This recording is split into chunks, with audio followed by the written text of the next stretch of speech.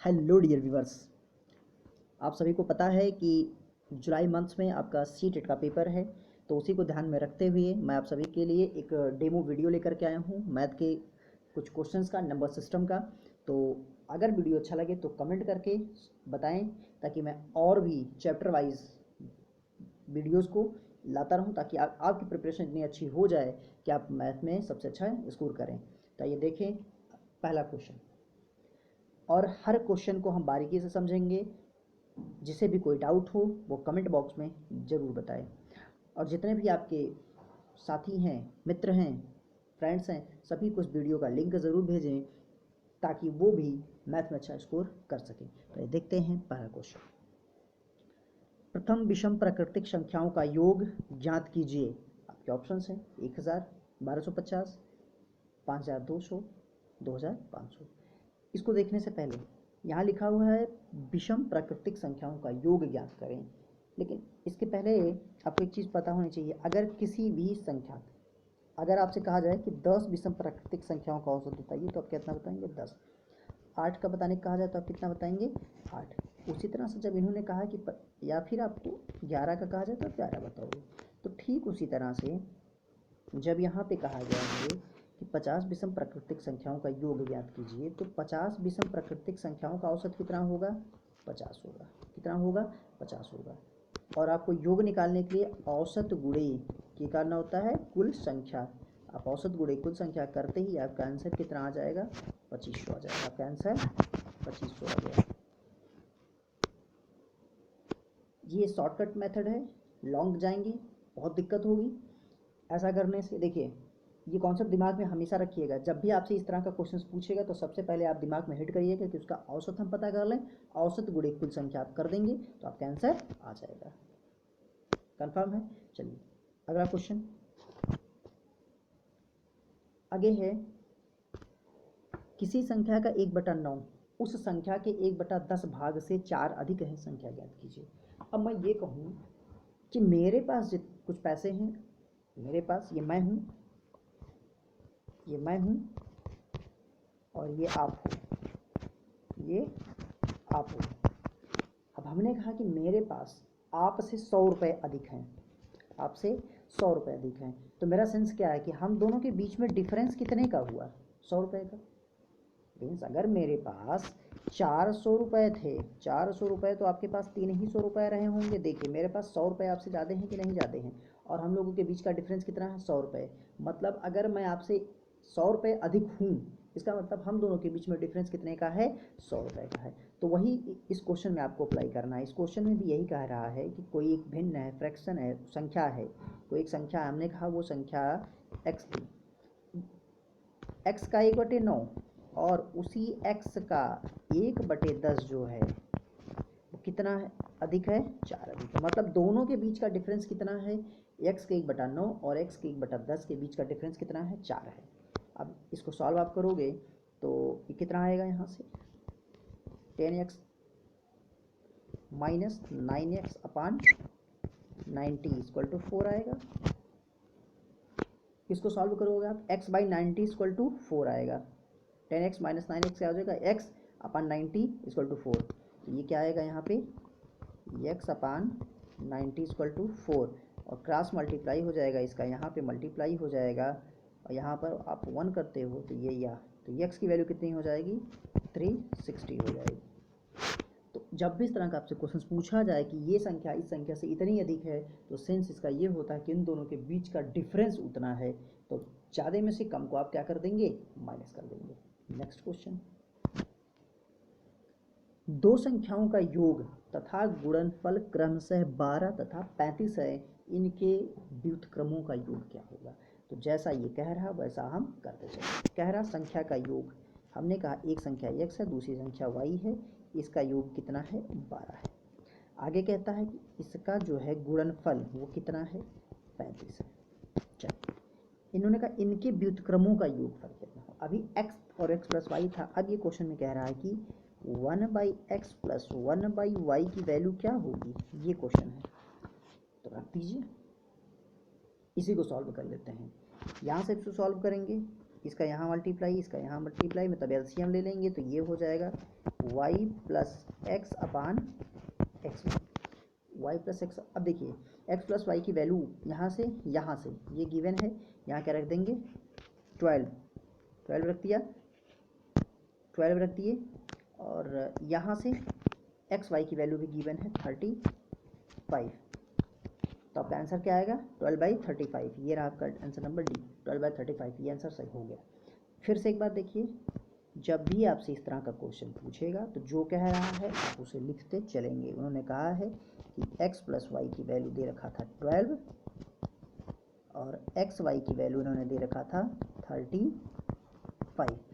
अब इनके व्युत्क्रमों का संख्या में नहीं एक्स लिया तो वाई था, व्युत्क्रम मतलब होता है 1 अपान कर देना, तो संख्या को 1 अपान एक्स प्लस 1 अपान वाई आपको फाइंड करना था।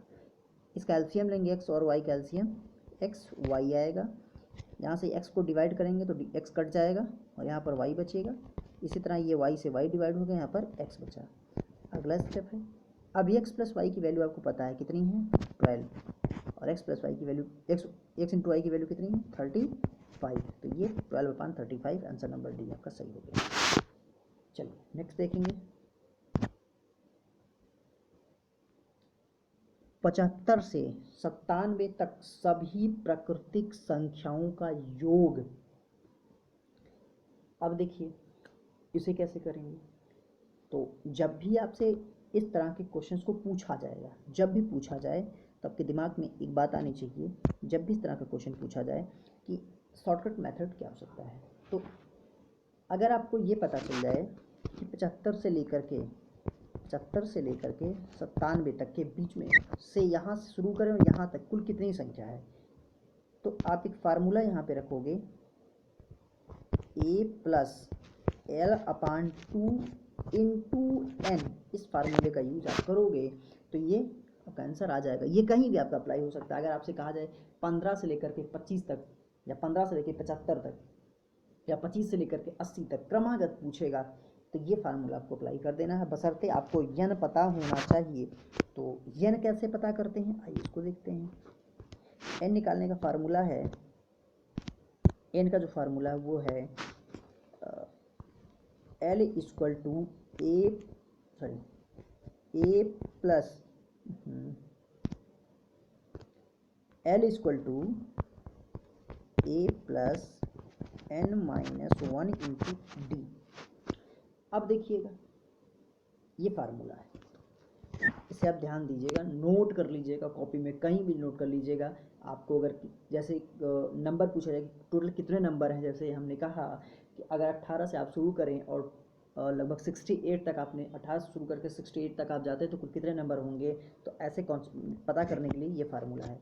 इस फार्मूले को आप नोट कर लें, इसका यूज़ मैं बताता हूँ। चलिए अब ये क्या है 75, 76 डट डट डट करते आप जाओगे, लास्ट में 97 आएगा। तो ये फर्स्ट नंबर होता है उसे ए कहते हैं, और ये दोनों के बीच का डिफरेंस मतलब सेकंड टर्म माइनस ये सेकंड टर्म है माइनस फर्स्ट टर्म, इसे आप करोगे तो 76 में से 75 माइनस हो रहा है तो कितना आ रहा है ए 1 आ रहा है, तो डी की वैल्यू है वो। सेकंड में से फर्स्ट को माइनस आप करते हो तो आता है डी, और फर्स्ट वाला ए होता है और लास्ट वाला क्या होता है एल होता है। तो आपको ए डी और एल की वैल्यू पता चलेगी। तो आपने यहाँ से क्या देखा कि ए की वैल्यू कितनी है 75 और एल की वैल्यू कितनी है 97 है। उसी तरह डी की वैल्यू आपने देखा था कितना है 1 है। अब इस फार्मूले को अप्लाई कर देते हैं, यहाँ से हम एल निकाल लेंगे। एल कितना था 97, एल इक्वल टू ए कितना है 75, एन माइनस वन और डी की वैल्यू 1 है, कोई फ़र्क नहीं पड़ता। यहाँ 75 प्लस में से आप माइनस कर दीजिए तो कितना आएगा 22 इक्वल टू एन माइनस 1।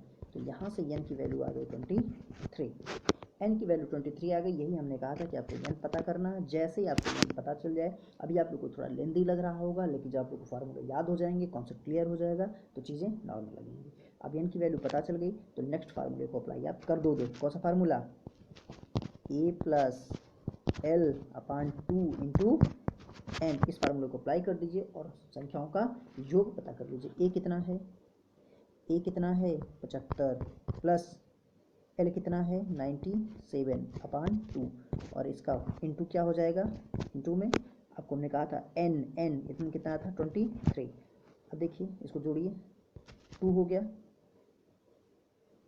और ये 172/2 172/2 इंटू 23 है। इसको जब आप डिवाइड करोगे 2 8 जा 2 8 जा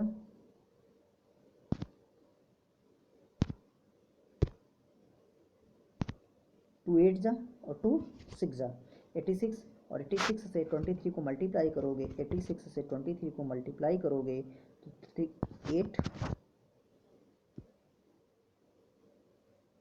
7 1 9 1978 आपका आंसर होगा। तो कॉन्सेप्ट क्लियर है, अच्छी बात है, आगे देखेंगे। चलिए अगला क्वेश्चन है, यदि किसी संख्या का 3 गुना इस संख्या के 3/5 से 60 अधिक है तो संख्या बताइए। अभी इस तरह का पीछे क्वेश्चन हमने देखा है, जब हमने कहा था कि कोई संख्या किसी से अधिक होती है मीन्स उसके बीच का डिफरेंस क्या होता है, उतना ही होता है जितना वो कम या ज़्यादा होती है। तो यहाँ पर जैसे क्वेश्चन आप देख रहे हो, किसी संख्या के 3 गुना, माने हमने x था, संख्या हमारी कितनी है, संख्या क्या है x है। एक सेकेंड मार्कर चेंज करते हैं। संख्या कितनी है आपकी, संख्या आपने माना कितना है x है। अब x का 3 गुना 3x, इस संख्या के 3/5 से, तो 3/5 x होगा, ये अधिक है, डिफरेंस है इन दोनों के बीच का कितना 60 है। ये हो जाएगा 12/5x। इसको आप सॉल्व करोगे, 5 3 जा 15 होगा, यहाँ इसका मल्टीप्लाई यहाँ होगा 15 और देन ये माइनस हो जाएगा 15 - 3 12/5x इंटू 16, 12 से डिवाइड हो जाएगा 12 5 से, और इस 5 का मल्टीप्लाई यहाँ हो जाएगा, x की वैल्यू कितनी आएगी 25, क्रॉस मल्टीप्लाई आ गया तो आपका आंसर ए 25, ऑप्शन आपका आंसर ए सही है 25। जिसे नहीं क्लियर है वो कमेंट बॉक्स में ज़रूर बताए कि सॉल्व कितना हो रहा है, मैं और भी बेसिक से आप लोगों को क्लियर करवाऊंगा। चलिए नेक्स्ट क्वेश्चन, जिसे नहीं क्लियर हो रहा जब मैं आगे फ्रैक्शन बताऊंगा, फ्रैक्शन तो वहाँ आपको समझ में आएगा। नेक्स्ट क्वेश्चन, चलिए लिखा है एक टैंक का 1/4 भाग 135 लीटर पानी धारण करता है। इसका सेंस ये है कि अगर उसमें 135 लीटर पानी है तो मतलब वो 1/4 भरा है, 1/4 भरा हुआ है। अगर उसे पूरा भरना हो तो कितना, क्रॉस मल्टीप्लाई आप 4 का इधर करा दीजिए, यानी कि उसकी कैपेसिटी हमने कितना मान लिया 1 है, यानी कि उसमें कुल कितना पानी आएगा 570 लीटर की कैपेसिटी है। लेकिन ऐसा क्वेश्चन क्या कह रहा है कि अच्छा मान लीजिए 570 लीटर, अब आप 1 लीटर निकालिए, 1 लीटर, तो यहाँ से क्या मान लीजिए 1 लीटर अगर पानी भरा है तो कितना भाग भरेगा 1/570 भर जाएगा। इस 570 को आप यहाँ नीचे ले आइए, 570 को उसके नीचे ले आइए तो 1/570 भर गया। अगर वो 1 लीटर में 1/570 भर रहा है, 1 लीटर में 1/570 भर रहा है 1 लीटर में, तो 180 लीटर में मल्टीप्लाई 180, ये काट दीजिए आप, 1/3 कितना आ गया 1/3। इसका सेंस ये कि 1/3 पार्ट भर जाएगा 180 लीटर में। आपको पहले ये पता करना है कि 1 लीटर में कितना पार्ट भर रहा है। अगर 135 लीटर में 1/4 भर रहा है तो 1 लीटर में कितना पानी से भर रहा है उसमें ये पता करना, देन 180 में पता कर लेंगे। नहीं समझ में आया तो डेमो क्लास है, आगे भी क्लास में आपके लिए लाता रहूँगा, फिर वहाँ डिटेल्स डिस्कस करेंगे। लेकिन नहीं समझ में आ रहा तो कमेंट बॉक्स में ज़रूर बताइए। चलिए नेक्स्ट क्वेश्चन देखेंगे। चलिए ये आपका लास्ट क्वेश्चन है, आज के इस डेमो वीडियो का लास्ट क्वेश्चन है। तो एक बार फिर कहूँगा, सेशन पसंद आ रहा हो, सेशन पसंद आया हो, लाइक करें, कमेंट करें, शेयर करें और चैनल को सब्सक्राइब करें। आपके लाइक से ही मुझे मोटिवेशन मिलता है, आपके कमेंट से मुझे मोटिवेशन मिलता है, उसके बाद ही मैं आपके लिए और बेहतर तरीके से वीडियो लेके आता रहूँगा। तो जितने ज़्यादा से ज़्यादा लोग हो सके आप इस प्लेटफॉर्म पे जोड़िए लोगों को, ताकि उन्हें भी इस वीडियो का लाभ मिल सके, वो भी आने वाला एग्ज़ाम टेट या सी टेट का जुलाई में है उसे वो क्लियर कर सके। तो आइए देखते हैं ये क्वेश्चन यहाँ क्या है। ये बड़ा इंटरेस्टेड है, बहुत इंटरेस्टेड है इसको। आप लोग x+2 ऐसे करके मान के लगाते हो, लेकिन यहाँ पर क्या है ना, बेसिक कॉन्सेप्ट बताऊंगा और एकदम इजी है। चलिए देखते हैं, 1 मिनट में आपको वहाँ देखते हैं आंसर आएगा। लिखा हुआ है, किन्हीं 3 क्रमागत विषम प्राकृतिक संख्याओं का योग कितना है? 147 है। अगर आप ध्यान दे दीजिएगा, 147 क्या है? टोटल योग है, लेकिन औसत हम निकालते हैं योग बटा कुल संख्या करते हैं, 3 ही संख्या है। तो हमने क्या कहा, औसत जब इसको डिवाइड करेंगे आप, 3 चौक 12, 2 49 आ गया, 49 49 आ गया। अच्छा, अगर संख्या, अब औसत क्या होता है? 3 संख्याएं रही होंगी, 3 संख्या रही होगी, ये बीच वाली संख्या जो होती है वो औसत होती है, और ये आया क्या है, इसका औसत कितना है? 49। मतलब 49 कहाँ रहा होगा? बीच में रहा होगा। चेंज, हमने जब डिवाइड किया था औसत निकाला था 49, औसत का मतलब होता है बीच वाली संख्या, और 3 संख्या टोटल थी, और ये कैसी संख्या है? विषम संख्या। अगर ये 49 है तो आगे वाली कितनी होगी? 51, और ये कितनी होगी? 47 होगी। और आपसे क्वेश्चन क्या पूछा गया कि बीच वाली संख्या, तो बीच वाली संख्या क्या हो जाएगी? 49। आपका आंसर सी, 49 सी। लेकिन अगर पूछा गया होता सबसे छोटी संख्या तो 47, और सबसे बड़ी संख्या 41। तो बेहद इसी तरह के इजी कॉन्सेप्ट मैं आप लोग के लिए लाता रहूँगा। चीज़ें नहीं समझ में आई हैं तो एक बार फिर से कहूँगा, कमेंट बॉक्स में ज़रूर बताएं। और हाँ, इसके बाद जितने भी मैं आपको वीडियो दूंगा, उससे रिलेटेड क्वेश्चंस जो आपको यहाँ दिखाई दे रहे हैं स्क्रीन पर, ये सारे क्वेश्चंस आपको मेरे टेलीग्राम पे मिल जाएंगे। सारे क्वेश्चंस के PDF मेरे टेलीग्राम पे आपको मिल जाएंगे। लेकिन इस वीडियो का ठीक है, आप लोग शेयर कीजिएगा, एंजॉय कीजिए। Thank you.